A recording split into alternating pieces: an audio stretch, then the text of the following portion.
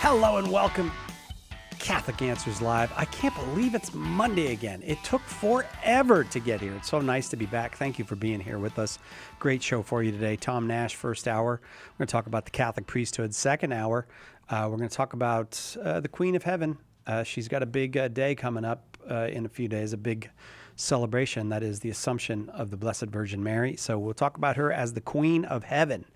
888-318-7884 is the number if you've got a question about the Catholic priesthood this hour, whether you're Catholic or not, whether you're a priest or not, you are welcome to call 888-318-7884, 888-318-7884. Feels so good to be back here, and it's always good to be back here with you, Mr. Tom Nash. Hello, Tom Nash. Hello, brother. Good to be with you and our audience. Praise God. So you ready with all? Have you been studying the Catholic priesthood all weekend? You've been boning up, getting ready, making sure that you are. Interestingly enough, I'm doing a new version, a new edition, a second edition of my book that I wrote 20 plus years ago on the biblical case for the Eucharist, for the Mass, and so I was. So you are actually paying attention to the priesthood, yeah? Yeah. So it's shall we say, a win-win double dovetailing. All right. Well, let me ask you a question about the priesthood, because people, I think, don't understand a priestly celibacy, and there's one set line of questioning that's like, why do we have priestly celibacy? What all that. But I don't even think we know what priestly celibacy is. I think most people don't know. So all I want you to tell me is, what's the difference between celibacy and chastity? Okay, and these apply not just to the priesthood, but in general. I mean, celibacy is a state of life in which one is not married. Now, chastity is a virtue which is and is inclusive of abstaining from any immoral sexual conduct, that is, from the morally illicit conjugal relations between a husband and wife. Although a husband and wife, because they themselves are called to live chastely, that is, to be faithful to one another. So they have their own call to chastity. But oftentimes when we think of chastity, it's so marital chastity is the same thing as, or roughly the same thing as we would think of, like modern people would say, fidelity. That is, there you go. You only our partner, you only engage in this act with this one person. But chastity for everyone else is refraining until or unless you are married. Precisely. And celibacy is not what modern people go, like you hear people say this on TV shows, I'm being celibate. Yeah. Well, that literally means I'm just being unmarried. Yes. Celibacy is a state of unmarriage. Within the priesthood, it means living chastely. That's what we talk about, living eunuchs for the kingdom. Matthew 19, verses 10 to 12, being single for the sake of the kingdom with God's grace. But we know that there are many men in the world who are celibate, that are not married, maybe even confirmed bachelors, as they might refer to themselves, but unfortunately not living in chaste relationships. Now, it's important in studying for the priesthood, and our friends at the McGrath Institute for Church Life at the University of Notre Dame recently published a document last month on preparing a document on strengthening seminary formation for priests and better assessing candidates for the related sacrament. Okay, is that about whether these men can live celibately or chastely or both? Well, both, because eunuchs for the kingdom implies eunuchs don't have any conjugal sexual relations. So, they have to live single for the kingdom. So it was all about trying to help with that. But, there's a larger question, which applies not just to the priesthood side, but for all of us, and just particularly for single people, including myself. How can God expect us to live as chaste single persons? It's because it's a lonely experience, whether you're a priest, vowed religious, single person. But the point is that God gives us the grace to do so, not that we can grit our teeth and do it, or white knuckle, as sometimes people will point out to it. I'm grinning and bearing it, but rather in a joyful manner through the power of the sacraments.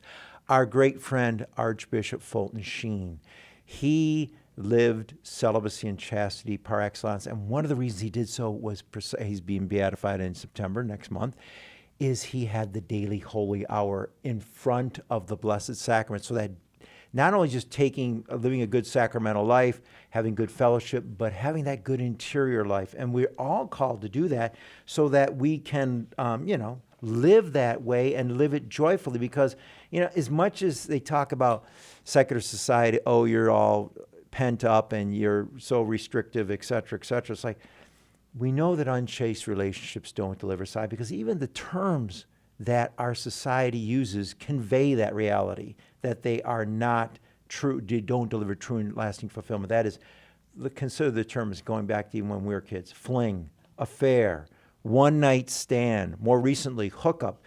All these denote a fleeting pleasure and a reminder that sin always takes much, much more than it delivers.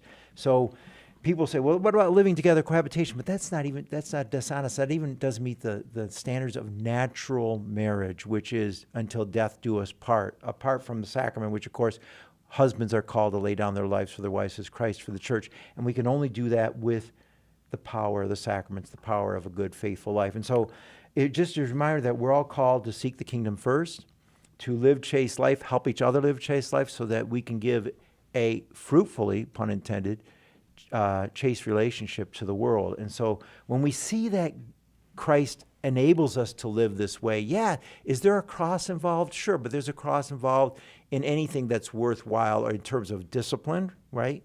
Discipline in doing your work and showing up every day, discipline in becoming a great athlete or a great whatever one's hobby is, so too in the faith life in general. But it's all for our good. It's redemptive suffering ordered towards the resurrection to experience what Christ experiences on Easter Sunday in our own lives, and so that we can live joyfully for the kingdom. 888-318-7884, the number. We're talking the priesthood with Tom Nash. All right, so which thing then is required of Catholic priests? Celibacy or chastity? Both. They cannot be married. Okay. But somebody say, "Oh, I'm living celibate." Well, okay, that's good, but one's called to live chaste, because hypothetically, I mean, as I say, it implies, if you're a Catholic priest, that celibacy should imply, if one is prepared well and living as one knows one is called to, because they take a promise of celibacy. At least Latin Rite priests take a promise of celibacy, but that implies also living a chaste life. Yeah. So that implies but celibacy by itself means unmarried life. Within the context of the Catholic priesthood, especially the Latin Western Rite, because our Eastern brothers can be married before they become priests, within the Latin Rite, for one who is going to live a celibate life, it implies living it as chaste, and to be like St. Paul. St. Paul, single for the kingdom, 1 Corinthians 7, he goes into great detail about that. He says, wish that you were like I. But he also points out that he is spiritually fecund, that is spiritually fruitful, because he is a father in Christ, as he says, 1 Corinthians 4, verse 15. He says that to the Corinthians. So he is spiritually fruitful in that regard.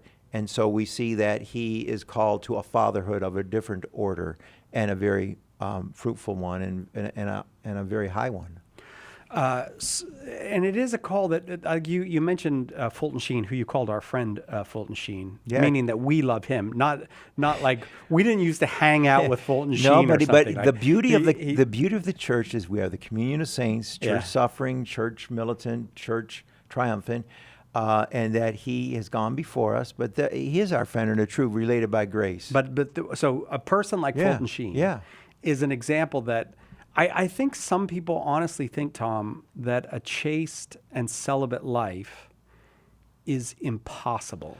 They think that's impossible. And I, as a man who's been single his own life and still hopefully get married, maybe that's another show. But the point is, I am called. Ladies, now stop. No, Tom Nash making a call out right now. Call the show 888. Stop it. 318-7884. Go ahead. Go on. More to the point, that I am called. Then I know that, and I love that we have the Blessed Sacrament here in the office, and to commune with the Lord, that grow that cultivation of being one with the Lord. We're all, in one sense, have that spiritual marriage with the Lord.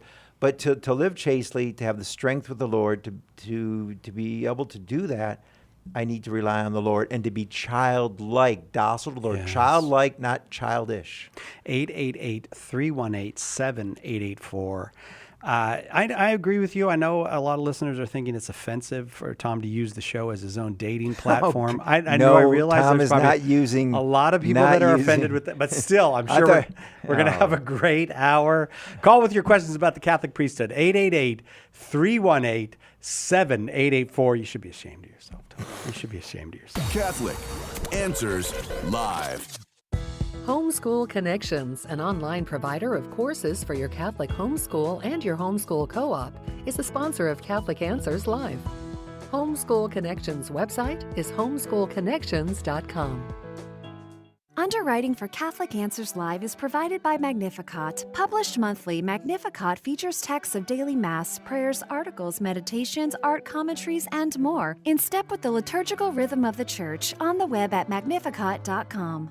Alexian Brothers is a proud sponsor of Catholic Answers Live. For 800 years, these Catholic brothers have offered a prophetic and daring response to the gospel, serving Christ in the sick, the poor, and the dying. Is God calling you to be a courageous disciple? If you feel called to total self-giving as a religious brother in the mission of Jesus, call our vocations office at 847-264-8703. That's 847-264-8703. AlexianBrothers.org. Proclaiming the faith, changing lives. The year was 2015.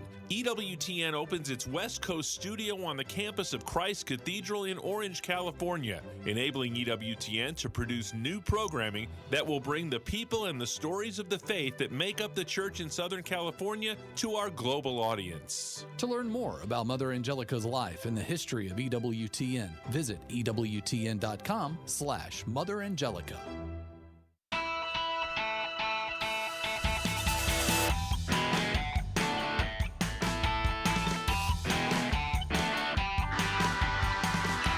Welcome back.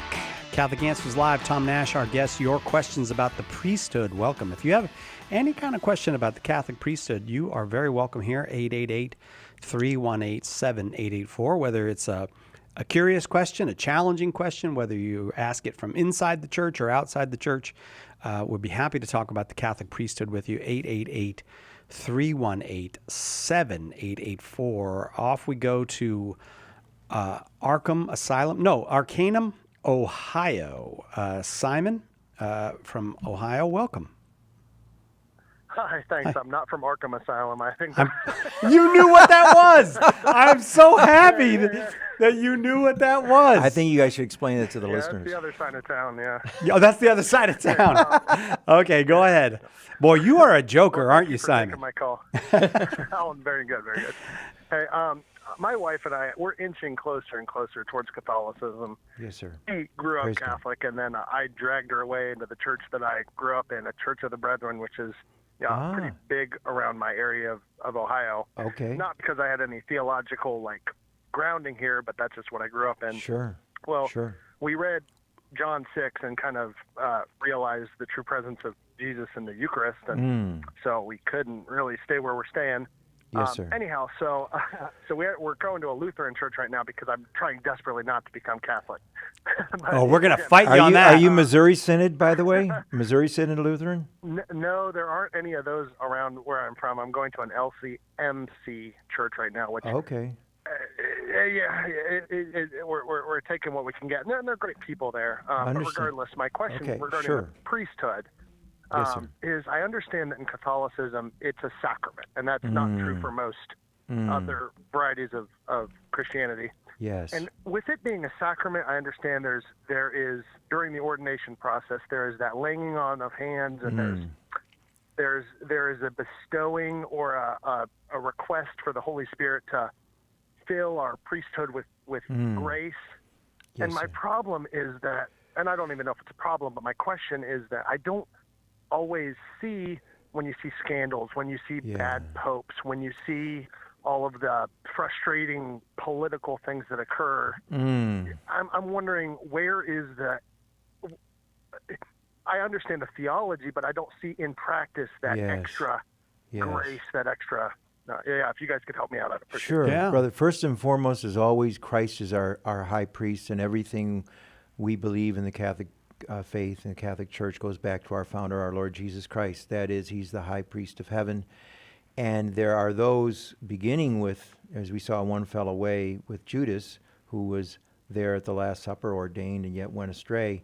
But that is not to make an excuse. No doubt it is a scandal. And yet, because if the Catholic Church were a merely human institution, as I say to reassure people, we'd have been out of business centuries ago, not only because of the attacks from without, beginning with the Roman Empire, but also because of scandals from within. God have mercy. And so I think the key is that, like any other sacrament, I mean, like confirmation or baptism, that grace is received according to the disposition of the receiver. And so I think the priests who are living morally problematic lives get the headlines, and yet those who are living faithful lives don't. And now one abusive priest is one too many.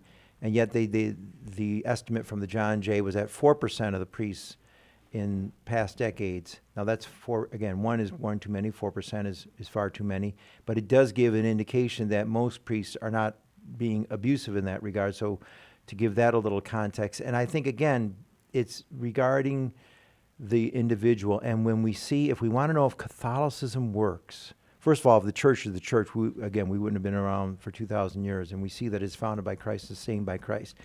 And if we want to see whether Catholicism works, we look at the lives of the saints. Whether Saint Damien of Molokai, who leaves Belgium to go to help the people in Hawaii, and then ultimately to the island of Molokai and transform that modern metaphor for hell into a prayer sanctuary, transforming that place. If we want to see if the sacraments work, the grace works, we look to the saints. And so I would not let the example, I would also, first of all, say again, not to overestimate the percentage of priests who've acted badly, not to make any excuses. It's a scandal, it's wrong, and that's why it had to be cleaned up. But to look at all the holy priests who might not get the headlines, and the second, when we have any doubts, look at the saints. They show it how it is. And again, our Lord Jesus Christ, our founder, who sustains us. And knowing that everyone has free will, and sadly some people don't exercise, and some of those people are in prominent positions.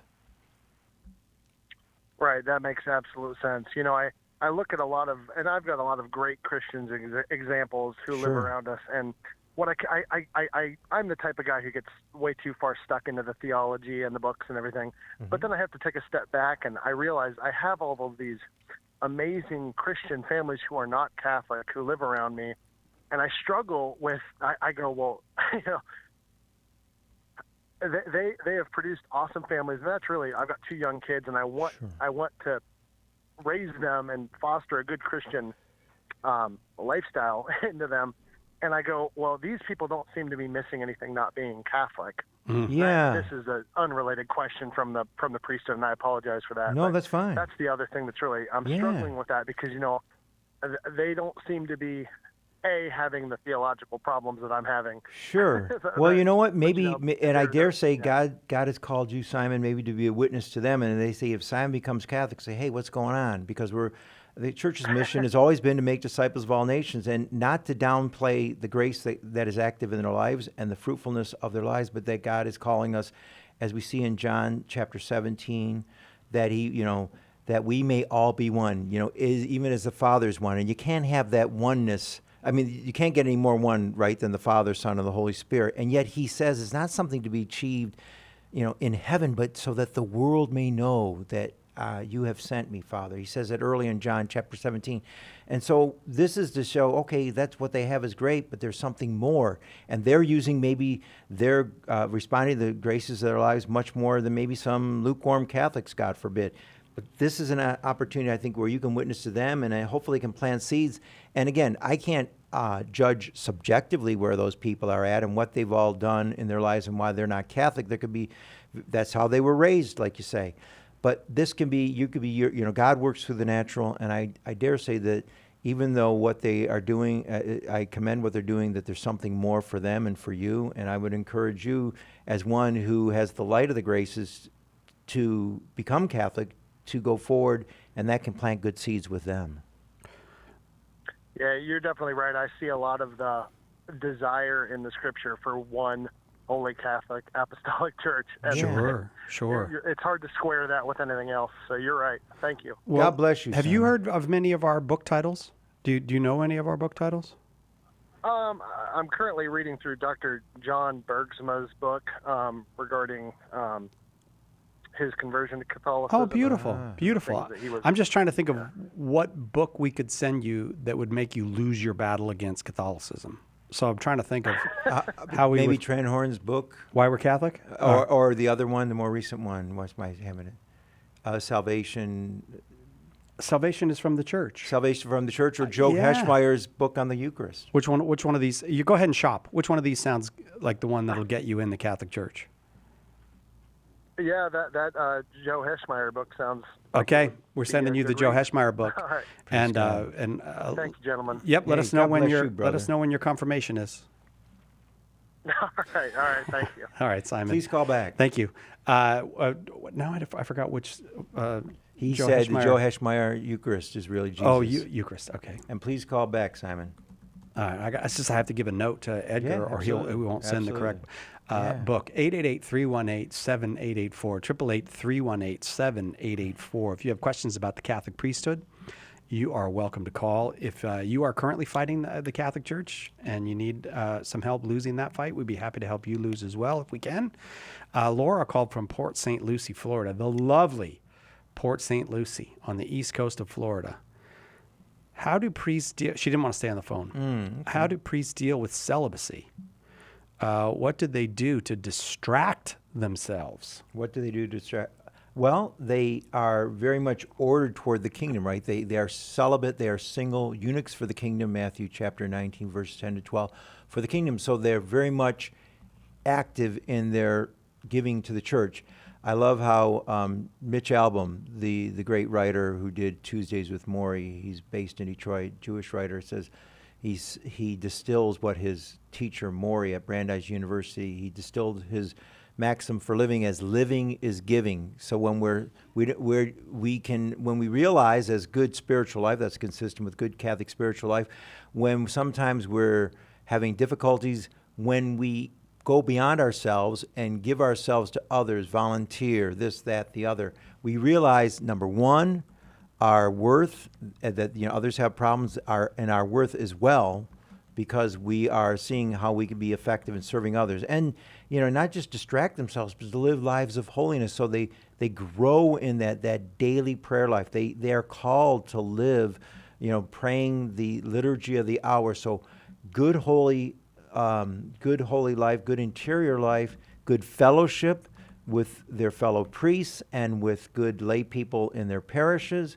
All of this enables them to do it, to live not simply being single, but to live joyful and full lives for the kingdom. That enables them to do it. So the grace of the sacraments, good prayer life, including regular Eucharistic adoration, praying the liturgy of the hours, being active in their parishes in their various means, and having good fellowship. We all need fellowship. It's good when it says in Genesis 2, I think it's verse 18, is not good for man to be alone. That's not just for people who are called to marriage, but for all of us. We are social people. We see the eternal exchange of love that is the Trinity. It talks about that in the Catechism. So too, we are all called to be in communion, in fellowship, in relationship, edifying relationship with each other according to our state of life. I wonder if really distract yourself is exactly the thing, or is it more like it's more like trying to they live a full life. I mean, I do think there's some of this has got to be related to vocation too. Yeah, right? and so I was just picking up on using her word distract themselves, because well, gosh, if I can't be married, what am I going to do? Well, you're living because you are called. You are, shall we say, fully attentive to what you're called to, and you have the strength to live that, and everybody needs their batteries recharged, so to speak. Everyone needs their time alone, whether married, single, etc., priest.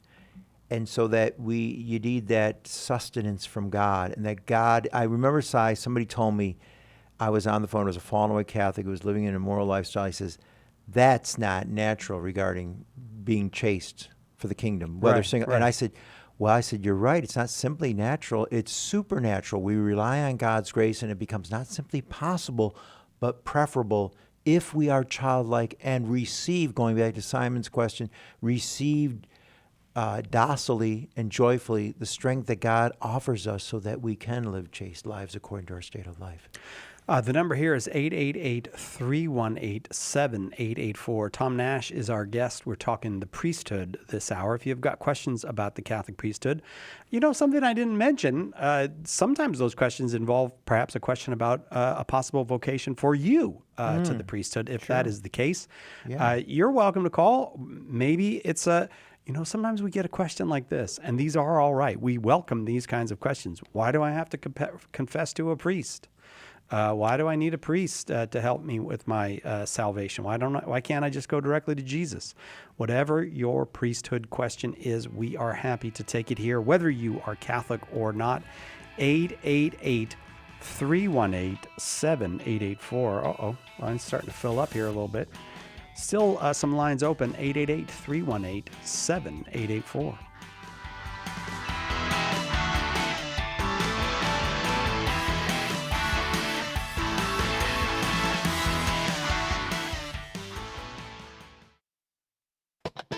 The world has a lot of questions about Catholicism. It's a big faith, and it deserves a big book of answers. Well, now it has two. Get the Big Book of Catholic Answers, Volume 2, and have 300 clear, reliable Catholic answers right at your fingertips whenever something comes up at work, with friends, or around the dinner table. Order your copy of the Big Book of Catholic Answers, Volume 2 at shop.catholic.com or ask for it at a good Catholic bookstore near you.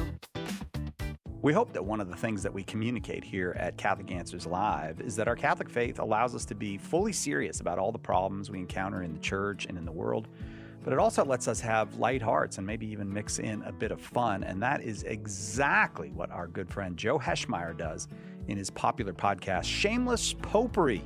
You should check it out at shamelessjoe.com. Joe's got a deep grasp of the faith, of morals, the teachings of the church, all that, but he's also got a witty conversational style. He entertains and he informs, but you will leave equipped to better answer the most common challenges, misconceptions, and questions about the Catholic faith. He's got insightful guests, he does on-air debates, and he takes a close look into all the things that you want to know about as a Catholic living today. You'll walk away knowledgeable and filled with joy.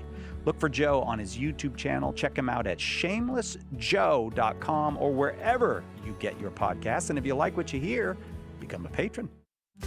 Want to be a more powerful witness for Christ? One of the most powerful evangelization tools you can acquire is, in fact, courtesy. The apostolate of courtesy is just the message the church needs in this time of diminished social grace. Inspired by St. Francis de Sales, author Robert Grieving shows how everyday manners, whether in conversation or emails, can make us powerful witnesses for Christ. Get the Apostolate of Courtesy today at shop.catholic.com.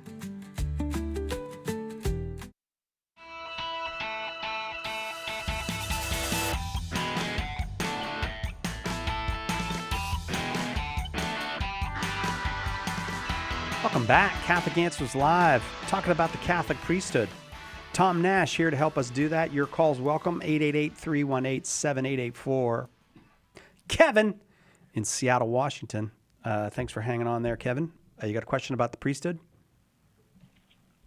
Hey, yeah. I joined the church this Easter and was influenced by you guys, so I wanted to say thank you. Praise God, brother. Well, thank you, Kevin. Thank you for telling us that. Praise God. So anyways, I was in my study, I was convinced about the priesthood and the sacraments, but something I never really learned about was sacramentals. So my question is, what does it mean that a priest has blessed something or someone? Like, what's the difference between like a crucifix and one that is now blessed by a priest besides just saying it's blessed? Yeah, it means that it's been consecrated for a special purpose. And it's interesting, too, because sometimes in exorcisms, you've seen cases where holy water makes a difference in dealing with a demon, whereas mere regular water would not. Or, if you have a blessed crucifix, that makes a difference versus some image that is not blessed, that it's been consecrated for particular purposes. We see in Acts chapter 19, right? That the handkerchiefs that were associated with St. Paul and his ministry, because he was holy, that conveyed also to, not because they themselves, objects were holy per se, but because they've been consecrated for good purpose, that they were able to effect blessings. Similarly, we see in the book of Kings, I think it's 2 Kings, where they throw the dead body of a guy into a tomb. It turns out it's Elisha's tomb, the prophet Elisha, not Elijah. And that man comes back to life because he comes into contact with the bones of a holy man. So in a sense, a blessing of an object, it sets it apart for consecrated work as opposed to one that is not blessed.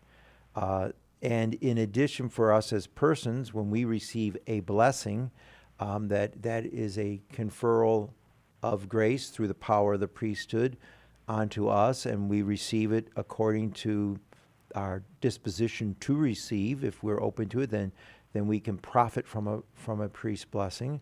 If we're living in sin, then that's going to be an impediment for one's receiving that blessing, because we're living in a way that's contradictory to our stated outward disposition of saying, I want to be blessed, and yet we're not living accordingly. So again, in summary, an object is blessed, becomes a sacramental that's set aside for holy life. We see the power of those things with holy water that is used in baptism, for example. We also see the power because we see it in exorcism, and then for ourselves as individuals, that we profit from a blessing because a priest has been called to bless, as we see going back to the Old Covenant. So in the New Covenant, he can confer a blessing by virtue of his being a priest of God in the New Covenant, and he can therefore give us grace, and that's how he can bless us individually, or at the end of Mass is another case. What do you think? Awesome. Did Cool. that get at what you that's wanted? Awesome. Thank you. Can I ask Yes. Yeah, it did. Can I ask a follow-up on holy water? Sure. Yes. So I'm used to, you walk into Mass and you cross yourself after dipping your hand in the holy water. But I also see some parishes have, like water bottle filling stations, more kind of like that. So what are the other, what do people use holy water for? What are the other I'll tell you one typical uses or everyday life? I don't know. Tim Staples always used to tell stories of, he's got 7 kids. He would bless them with the holy water before bed, and he used to basically soak them with holy water before bed. But what might you take holy water home for, Tom? Well, again, for your children, and again, that's as you say, Si, you can take that, you can bless one's house. A parent has the power given by God to bless his children, or her children, if it's the mom. So that would be an example. As well as the house. Sometimes you see the blessing of houses by individuals in the house or priests if there have been spiritual problems manifest in there. You mentioned the little things, the holy, you can dip your hand in and bless yourself there, but you can also, it's good that there is an availability of the dispenser, because we're not just going to church to live our lives. It's not 1 hour a week, but rather that we are called to live holiness throughout our lives and our everyday life, 168 hours a week, not just one. And so that we can take that, bless ourselves regularly by ourselves at home with holy water, bless children, bless godchildren in my case. I've got a number of godchildren. When I see them, and if I have holy water available. So these are ways that we can bring holy water into our everyday life. And, some people will go out and, as part of their evangelization, they might put miraculous metals in crevices of maybe a house of ill repute or some problematic thing. I remember somebody did it with a store selling condoms in Washington, D.C., or they might, put some holy water, bless that, and say, Lord, that the people might have conversions and people be resistant to going there who might go there. So various ways it could be used. I'll tell you what, Kevin, if you give us an address up there in Seattle, we'll send you, we have a little booklet called 20 Answers, Relics, and Sacramentals. I think that for your continued exploration, I think you will enjoy that. So hang on, if you want it, we'll send it up to you. The number here is 888-318-7884. We're talking priesthood. If you've got a priesthood question, you're welcome to call. Joe is in St. Louis, Missouri. Hey, Joe, got a priesthood question? I do, and I guess if there's a Catholic continuum, I'm on the other extreme. I was raised Catholic. It just never made any sense. Oh, wait, you're on the other extreme from what? Is, Joe, I'm sorry, I didn't understand. So you're on the other extreme from the person who says, who likes Catholicism but was not raised Catholic? Or, right. I got you. Okay, so you were raised Catholic, but it just doesn't make sense to you. Well, I mean, like one of the things you're talking about, holy water. I mean, that's not silly at all, is it? But my question is why is there such a shortage of priests? And before you answer that, I'd like to give you my theory, if I may. Okay. Because so many of the churches in the St. Louis area, I'm sure like most major cities, are having a difficult time, having priests. So my theory is this, I'm about 70 years old, and when I was growing up, Catholic families traditionally were huge. 10, 12, whatever, children. Yeah. And so, and conservatively, I would say that probably 10% of the population, any given population, is probably gay. 10%? Or some member of the LGBTQ+. That's a fact. They studied this. And this is across the board. It's not a choice. You are what you are. So what would happen was when you had these large families, you're going to have at least one gay young man or lesbian girl. I mean, that's just the way it works out. And so you don't want to disappoint your family, particularly if you have a blue-collar father. You think that kid's going to come out as gay? Of course not. He's going to say, oh, I got the calling. That's what they used to call it when I was a kid. He got the calling, as if God sent a message, oh, you're going to be a priest. Or to the girls, you're going to be a nun. Well, mom's elated over that, obviously. Dad's not going to be embarrassed by all his buddies, his blue-collar buddies. So he becomes a priest or she becomes a nun.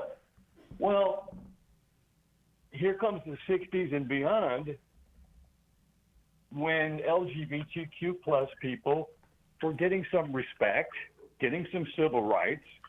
You don't have to hide the way you did, before the 1960s. Yeah. You can be proud of who you are. And by the way, full disclosure, I'm straight, but I'm not homophobic. And I think I've spoken to you before, and that is the church, who are they kidding? I mean, I could hear it in most priests' voices and the way they act. I mean, it's just silly. There's so much homoerotica in the Catholic Church, you can't deny that. Okay, well, Joe, I do feel like we let you have your say, and I'm going to come back to you because I really do want you to have your say. I will say this: I don't think the evidence bears out what you're saying. So it's rather than have an argument with you, I'll just tell you what the evidence says. You can check a survey done by the Los Angeles Times, which is not a pro-Catholic outfit, and the percentage of men who are gay in the Catholic priesthood, according to the Los Angeles Times, is very low. So it's higher than in the general population. Also, the generally accepted numbers for people who are attracted to the same sex across cultures, the generally accepted number is somewhere between 2 and 5%. So again, you're very high in your estimates. Finally, I would say your evaluation by the vocal patterns of Catholic priests is meaningless. I don't think you don't sound like you spend any time around Catholic priests. And I don't guess that your gaydar is better than anybody else's. So I will completely dismiss that point. Now, Tom, the question that you asked Tom was, why is there such a shortage of priests? I think your theory is completely wrong. As I told you, I'm going to come back to you and let you make your points. But please have your facts ready because next time I am going to challenge you on your facts. Tom, why is there such a shortage of priests? Joe, just a little empathy off the top. I'm 64, so not too far from you. I come from a big Catholic family. I have 4 older brothers amongst, I'm 7 of 8, 9 of 12 when you include the miscarried and a sister older who died shortly after birth. And I also understand, the whole thing of the culture. I think part of the reason that we have, at least in America, and sometimes you see this, that it's in countries that are poorer that an appreciation for the priesthood is higher, and we see this in India, we see this in Africa, and oftentimes in America, since people see the priesthood as upwardly mobile, we see less of it. I think because we have families with fewer children, I think that directly relates to why we have fewer vocations in the United States. Per capita families aren't as big. It's a crucial thing. I think we had many vocations came out of those big Catholic families. And I think that's a nurturing ground. When family life is lived and lived well, then you're going to see various vocations that are fruitfully come from that, be it called to religious life, called to the priesthood, called to generous single life, called to priesthood. So I think, and that's why we're getting, we used to send missionary priests to other countries. Now we're getting them from Africa, from Asia, including India. So I would think that in some ways, part of it's because of the decline of Catholicism, manifested in part by the fewer children, and as well, and so you don't see parents encouraging kids to be priests like we used to as much, because maybe they only have one or two, and if they have one son, they want to have grandchildren. They look more on their temporal legacy instead of the eternal legacy of, that would go with a son who is a priest. So I think those are some considerations, and I think sometimes, too, the formation of the Catholic schools, we've seen a decline in that, but I think wherever you see the Catholic faith lived faithfully and joyfully, you see that there are a greater likelihood of priestly vocations and ones that are being lived and lived well. I think of my friend Father Wade Menezes, who is about 10 years younger than I. He's a priest at EWTN. Came out of a good Catholic family. We just see when the faith is lived and people are formed well, good vocations come from that. Joe, what do you think? Well, first of all, I think that what you quoted, the LA Times, that's probably self-reporting. Do you know how many married men are out there on the down low? And I'm sure you know what that means, down low. I mean, come on, guys. But how do we know if it's down low that it's true? I mean, if they're not reporting, right, brother? I mean, if you're saying it's on the down low, then that means it means indicative that we haven't a statistical verifiable proof. And so that's, Sai cited a statistic, and if we say down low, then it's more, well, we can't verify it. I just think... Well, no, when I say you know what the down low is, right? Well, typically down low is when you say that it's, it's on the down low, it's on the hush-hush, wink-wink, we don't talk about it, or it's not discussed, or it's not reported or lived. They're out there cheating on their spouse with someone of the same sex. And it's so sad that people have to live their lives that way, but that's just the nature of the beast. Well, I would say the big thing, Joe, is that with God's grace, and this is where I'd encourage you to look into a group, even though you say you're straight, but for other people you might run into in St. Louis area that have same-sex attraction, that there's a group called Courage, and it's not just the white knuckling, as I said at the beginning of the hour, but that these men are living chaste, single lives and joyfully. That there is a possibility that one can, whether one is heterosexual or homosexual, that one can live a joyful, chaste life, as we see in many, many priests, and it's available for people who are single or married.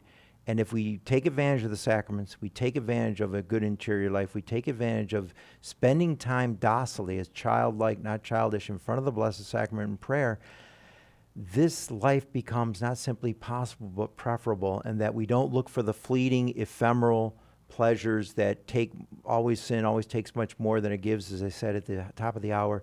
Those things are defeating, and men who are cheating on their wives with other men are obviously being not faithful, and that obviously as well they're not being fulfilled, because if they were being truly fulfilled, they would be faithful to their vows, and they could live chaste lives according to the state of life with God's grace, instead of seeking out ephemeral communion via sodomy, which by definition cannot bring two people together. And the last word I would say is I wrote an essay during quote-unquote Pride Month about Gore Vidal. And Gore Vidal, if you may recognize, is the famous homosexual playwright. even he himself says sodomy divides, that he said he did not, that it was contrary to having sex with other men, was contrary and divisive of true friendship, and that's why after his initial encounter with his long-standing friend, that they did not have sex with each other. Unfortunately, didn't live chaste otherwise, but that for their friendship to flourish, they lived chastely. Joe, I got to say thanks for the call. Call back anytime. It's clear that you have a theory of why we have a shortage of priests. I did not find it compelling, but you're always welcome to call back and make the case again. Right back with more on the priesthood. If you have a question about the priesthood, you're welcome to call 888-318-7884. Let us help you with your question today on Catholic Answers Live. Who was the first Catholic in your family? Were they evangelized by a friend, a coworker, a stranger? Did you ever think that you could be that person that God uses to save a soul? And that soul could save their family, their grandchildren, and generations to come. At St. Paul Street Evangelization, a Catholic nonprofit, we train, equip, and mobilize Catholic disciples to do the urgent work of evangelization. Catholic Answers is supported in part by St. Paul Street Evangelization, streetevangelization.com. This is Monsignor Arthur Calkins. I'm so grateful to have this opportunity to speak on a Catholic radio station, which is so necessary for all of us to strengthen our faith.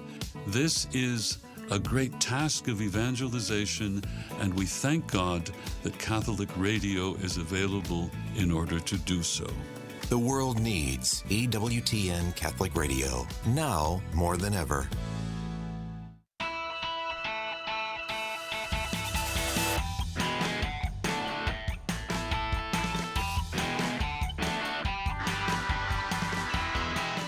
Welcome back. Catholic Answers Live this hour on the priesthood. Your calls are welcome. Let me go to Brayford, North Carolina. Wait, so why does somebody take the line away from me? I'm going to line 2. Okay, all right, I can't go to line 2, Tom. I apologize. We'll go to line 3. Doug is in Albuquerque, New Mexico. Doug, thank you for waiting. Go ahead with your question. Well, thank you. So I'm an ordained Baptist minister. I was raised Catholic, felt a calling to the priesthood. But, with family differences, you get bombarded with, this church is wrong and this church is good and this, that, and the other. Well, I was married, and like I said, became an ordained Baptist minister. I went through a divorce tragically, which in the Baptist circles is almost like the unpardonable sin. So I started taking Christian counseling classes and eventually earned my doctorate in Christian counseling so I could help people avoid the pain of a divorce. Yes. Wow. Well, I started dating a Catholic lady, and she attends the Salvation Army Church with me, but we have started going back to Catholic Mass on Fridays. Yeah. And so I've wondered and flirted with the idea of, is it possible to come back to the church if it would have open arms? And I don't think necessarily to be a parish priest, but I could certainly be an associate pastor. Yeah. And I think I could contribute. Yeah. And I think, to contradict what the caller just before me said, I think people are leaving ministry nowadays because it's so hard to stay employed as a full-time pastor, especially in Protestant churches. In a Baptist setting, the church is autonomous. I've been watching some Catholic history about the history of Catholicism in Maryland and in Pennsylvania on EWTN. And, I watched an episode in Pennsylvania years ago. They had a problem with lay trustees. Yeah. And I could relate to lay trustee problems. Sure. And the churches being governed by boards. Just I want to make sure I know. So you want to know, with your credentials as a Baptist minister, if I could come back being a married priest. Is that possible, Tom? Yeah. First of all, if you want to be married, first of all, you'd have to get the whole issue of your first marriage adjudicated, right? That is whether you are free to marry the lady at the Salvation Army.